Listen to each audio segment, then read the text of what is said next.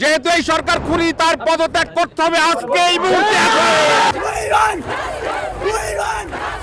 আমরা যেটা বলি সেটার পরে আমাদের গুম করা হয়, আমরা যেটা বলি সেটার পরে আমাদের হত্যা করা হয়। 9 দফার 1 দফা যদি না কমপ্লিট হয়, আমরা এই রাজপথ ছেড়ে যাব না। কোনো রকম ভয়ভীতি দেখানো যাবে না। আমার একটা ছোট বাচ্চা রেখে আমি চলে আসছি শুধুমাত্র আমার ভাই বোনদের জন্য। আজ থেকে আমার গ্রাজুয়েশন কমপ্লিট হয়েছে 2018-তে, কিন্তু আজকে আমি এখানে কেন? আমার ভবিষ্যতে আমার সন্তানের যেন এরকম পরিস্থিতি না হয়, তাই আমি ছাত্রী, আমি অভিভাবক, আমি সবকিছু।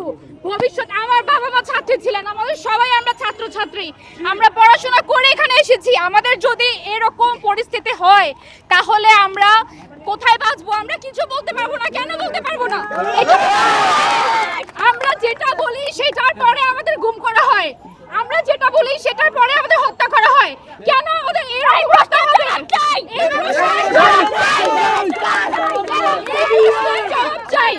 আমাদের 9 দফা দাবি মানতে হবে। না না মানা পর্যন্ত আমরা রাজপথ ছাড়বো না। খুনি কখনো খুনের বিচার করে না। যেহেতু এই সরকার খুনি, তার পদত্যাগ করতে হবে আজকে এই মুহূর্তে।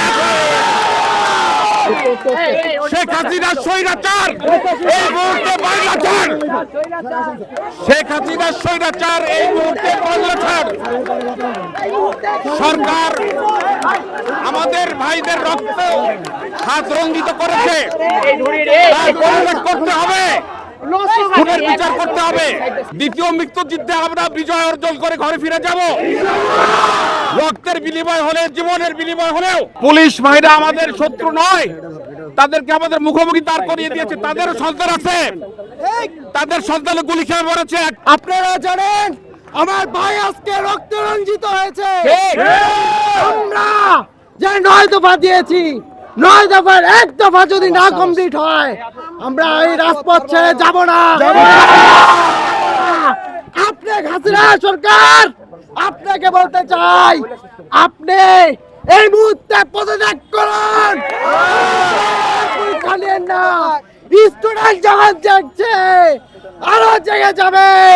আপনি আর রক্তের পরীক্ষা নেন না। আওয়াজ তুলো, হাসিনাকে জানিয়ে দাও 9 দফা দাবি ছাড়া আমরা কি করে যেতে পারি?